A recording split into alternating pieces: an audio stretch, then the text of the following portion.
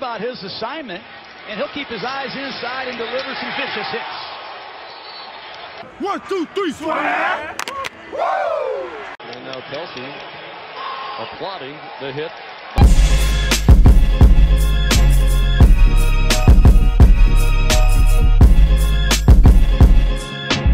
Hey yo, what's up everybody, it's B Milton. Welcome back to the channel. I'm your host here on the Redskins review, and you guys, first thing is first, let's go Caps. Tonight's the night. Let's beat these Penguins, man.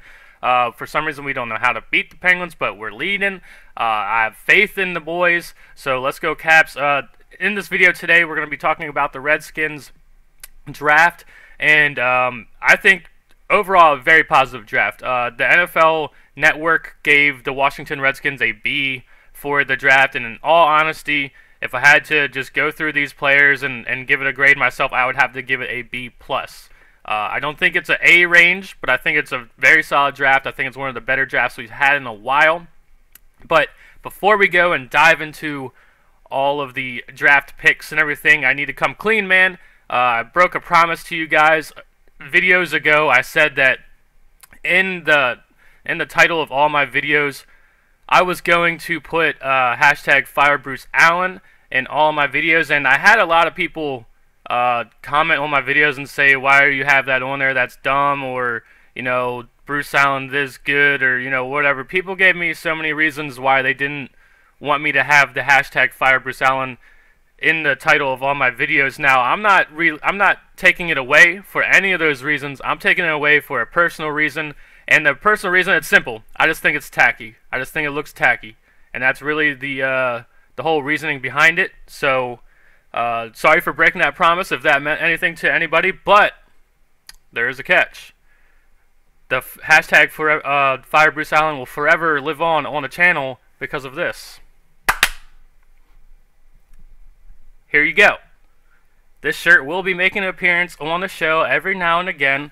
So, like I said, sorry if that rattled anybody's cage that you really like the hashtag Fire Bruce Allen, but taking it out of the titles because I think it's tacky.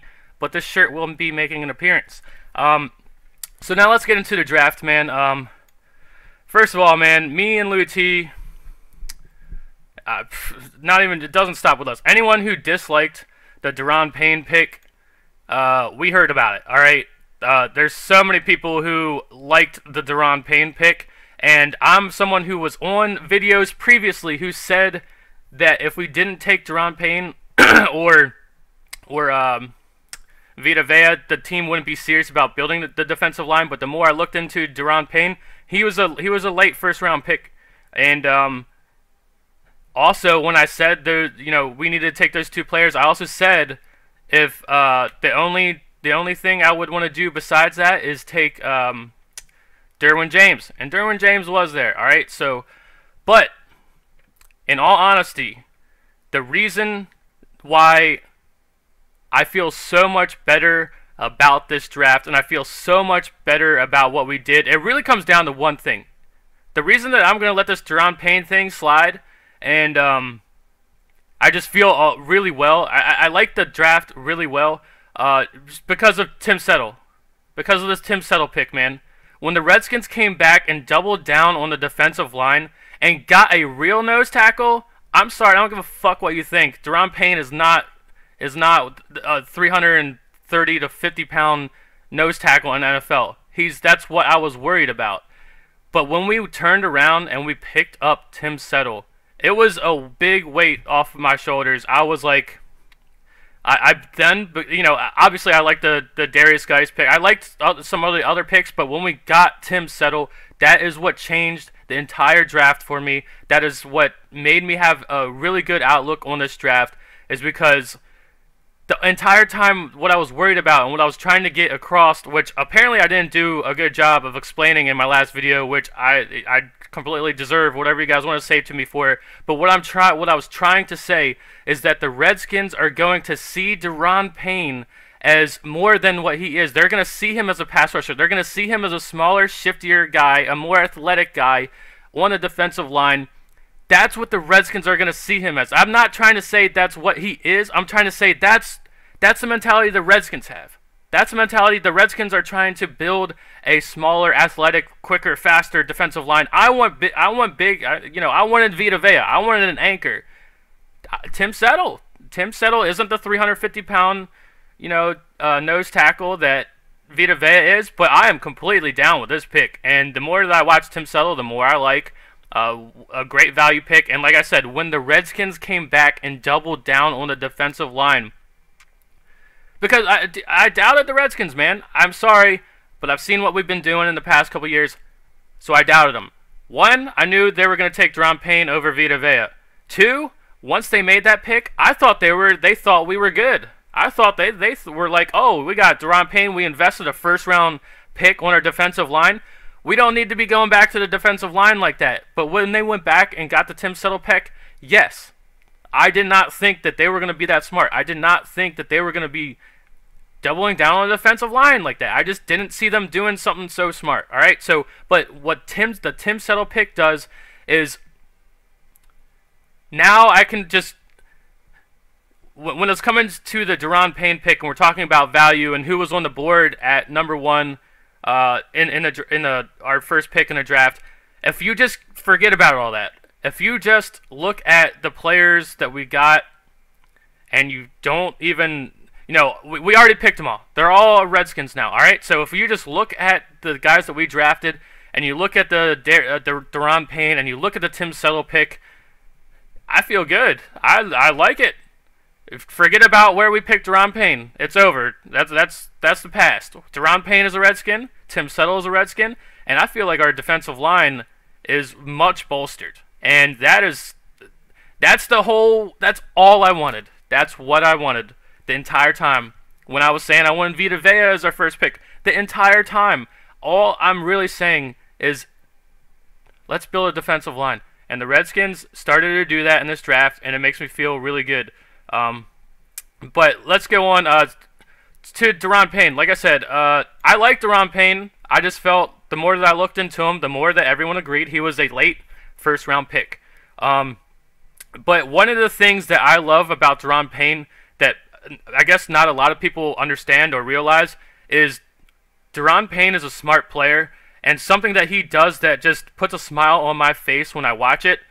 When Geron Payne doesn't get to the quarterback, he gets his hands up. Do you know how many highlights there is of Geron Payne swatting balls down at the defensive on the line? When he doesn't get to the quarterback, he's smart enough to get his hands up.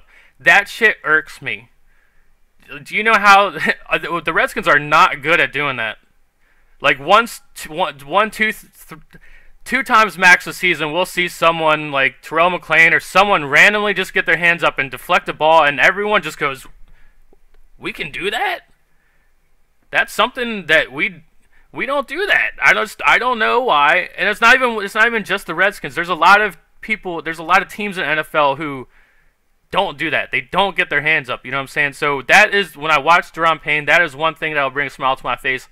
He's smart enough to do that, and hopefully he does that. And the other reason why I was down on the Geron Payne pick, he's like 6'2", 311 pounds or something. Like, we got a whole defensive line like that. All the guys on our defensive line are about 6'2", 300 pounds. I wanted a bigger guy. That was my gripe. I wanted a anchor. I wanted someone like Tim Settle. And like I said, now it's all the past. We got Tim Settle. I'm happy. All right. I'm really excited to see what happens. And see, now it changes from a negative outlook to a positive one. Now we have Geron Payne. Now we have Tim Settle. Tim Settle could obviously, be huge for us. But then now, the Phil Taylor. Now, what if Phil Taylor shows up? That's icing on the cake. You know what I'm saying? That's what we want. We don't want to be sitting around.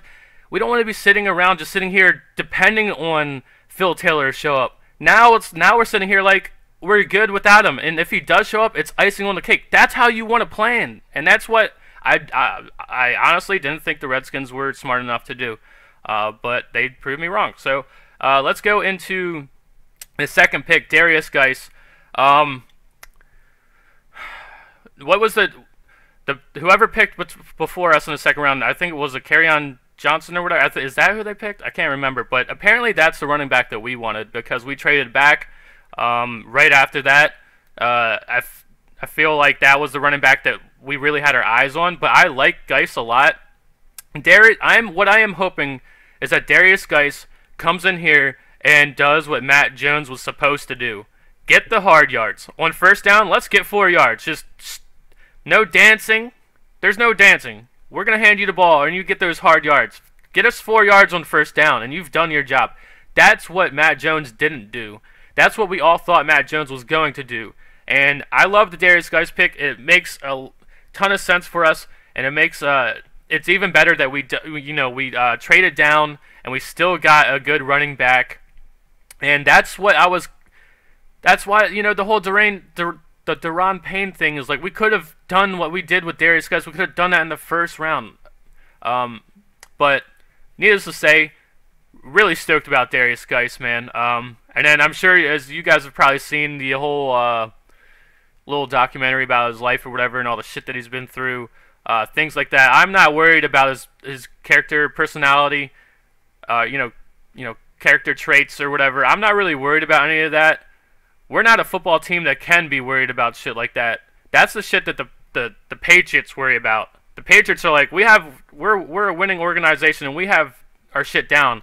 We get to pick and choose who we bring into here. The Redskins need all the help we can get, and Darius Guice is a damn good running back, so I don't give a shit about his character issues right now. There's also when him and Geron Payne were in, it was like the day after the draft or whatever, or it was like the Saturday or whatever, and they're getting asked questions by the media or whatever at the Redskins facility, and Darius Guice had a very good answer to one of the questions. I'll have to show you guys that some other time if you haven't seen it. Then we go into the third round and we get Geron Christian. Obviously, when it comes to the draft, man, it's not my forte. I don't know that much about college football, and I'll never claim to. But when it came to this pick, the first 2 rounds, after the first 2 rounds, I don't know any of these names, man. But Geron Christian apparently is a guy they had really high on their board. It makes a lot of sense for us. He's played multiple tackle spots. I don't think there's anything wrong with Trent Williams or anything like that. It's something we can't downplay, though. I'm not saying they made this pick because there might be something wrong with Trent Williams, but I'm just saying it would be a little naive to not maybe question a little bit taking him that high. But also, honestly, it could just be a guy that was high on their board. And not even that. I'm all for offensive and defensive line players. Pick whatever picks you want to spend on them. Take it. Offensive and defensive line, I'll give you the thumbs up all day, every day. So I like the pick. I think the guy, man, our offensive line, we just brought back Sean Loval. We are, the whole time we're wondering what we're going to do at guard, but then we do take this guy who's more of a tackle. So, it didn't fit the perfect need that we have, but like I said, anytime you pick an offensive or defensive line player, and where we are as a football team, I'm going to give you the thumbs up. And then going into the fourth pick, Troy Apke. I love this pick. What this screams to me. Now, if this was Redskins from years ago, this would be a pick that I wouldn't be too excited for. But Troy Apke, he reminds me of a lot of what we just went through with Monte Nicholson. When Monte Nicholson came in here and we saw him picked, we were like, how many times we pick safeties that turn out to be something? We looked at Monte Nicholson and said, yeah, he's got the measurables, he's got the athleticism, he's got all that, but we've never proven that we're good at bringing a safety up. We're not good at coaching these players up and having them become something. And seeing that we just saw that with Monte Nicholson and our defensive backs coach that we have, I should know his name. It's escaping me right now, but you guys, Torian Gray, that guy is awesome. So I'm really excited about this pick. Troy Apke, just from what I've heard other people say about him, he doesn't take the best angles. He's not the most instinctive guy, but he has crazy athleticism. He has everything you need We just need to coach this guy up some, and if he turns out to be somewhat like Monte Nicholson, that's what I'm hoping. That's what I see, you know, from this pick right here. So I'm excited to see that. And then next, of course, we got the Tim Settle pick. I already talked about that. I love the pick. Like I said, I just honestly did not think the Redskins were going to double down on the defensive line like that. I did not think the Redskins were going to realize that Geron Payne is not, when you move him to the NFL, he's not Vita Vea. He's not like a nose tackle at 300 pounds, 310 pounds or whatever. Tim Settle, 330 something pounds, much closer to, you know, what I'm looking for. I think we got a ton of value with this pick, just watching this guy. And yeah, I love the pick. Don't know what else to say. Love the pick. Can't wait to see what this guy brings to the table. Can't wait to see what our defensive line looks now. Like I said, if you go ahead and take all these guys are Redskins now, doesn't matter where we picked them or anything like that, that's the past. This is our roster now, and our defensive line is much improved from last year, like with a shadow of a doubt. You know, and then not even that, people will keep saying, oh, you know, our run defense was really good until all these guys got hurt last year. Well, yeah, they got hurt. So maybe we can find players who don't get hurt. How about we do that? So, and then we get into the Sean Dion Hamilton. Dude has some injury history, but you know, I love, and we keep taking these Alabama players, and the thing is, sure, these guys are coached up right. And when you're a team like the Redskins, who we have not been able to coach people up, like we sit here and we watch other people leave the Redskins and go to other teams, and by that time, then they learn how to play in NFL and they go on to have good careers and shit like that. Yeah, it's a good idea picking Alabama players when you don't have a history of coaching people up. This guy does have some injury history. The only thing, you know, I'm not down about this pick. I think it's a pretty solid pick. But my only concern is he's a little undersized. He kind of reminds me a little bit of Marchell Spate a little bit. He just seems like he'd be coming in when we're, you know, he's not going to come in here and take the leading role from anybody. This is a guy who's probably going to be playing special teams. This is a guy who's going to come in certain situations. You know, just his size, you know, is not what I would like. I want to see, I mean, Mason Foster, you know, bigger guys like that. Like, Mason Foster isn't definitely not what I would think is a perfect body size, but, you know, at least he's got the size. Like, that's the size of an NFL linebacker. And I think, what is he listed as? 1 second. 228, 6 foot. But yeah, needless to say, I'm not down about the pick. You know, this is in the 6th round. This is a pick where we're saying, you know, maybe this guy's gonna. If other people are gonna sleep on this guy, maybe we'll take that chance. And you know, I like that. And then we get into Greg Stroman out of Virginia Tech. I love Virginia Tech guys. In the past, how many years have we been picking DBs from Virginia Tech, and they have been working out for us. And now isn't Torian Gray is from Virginia Tech, isn't he? So maybe, I don't know if these guys are going to have a connection, but they might. Needless to say, I love the Virginia Tech players, especially DBs that we've been getting over the years. You know, they've really been helping us out. Now, Greg Stroman, he's pretty much a ball hawk too. I mean, so many interceptions, you can watch him on the highlights and shit like that. But the reason that this draft, I think, was so solid and so good is because Greg Stroman, the Redskins showed that they understand. You know, we're picking players that have, like Greg Stroman, he's a punt and kick return artist as well. We're not going to sit back and say, hey, you know, Jamison Crowder was really good for us. He was like the best punt and kick returner in the league for like some time or whatever, but the Redskins aren't going to ignore what happened last year. All the headaches that we got from Jamison Crowder, you know, muffin punts and shit from last year. They're not going to sit back and just let, you know, oh, he'll come around. And that's the whole thing. Like, the whole, like, I know people have been saying, like, I had a negative outlook when you know, recently about the Redskins, but this is this is giving me some hope, man. This is giving me something to be happy about. Not being like, you know, reactionary, but being, you know, proactive, going out and getting shit done. So that's why I like this Greg Stroman pick. I think he is a little bit undersized. Maybe he'd be more of like a slot guy in the NFL. But I mean, the Virginia Tech dudes are scrappy as shit, man. I'm down to keep taking Virginia Tech players all the time, man. And then the last one, Mr. Irrelevant, Trey Quinn. I like this pick too.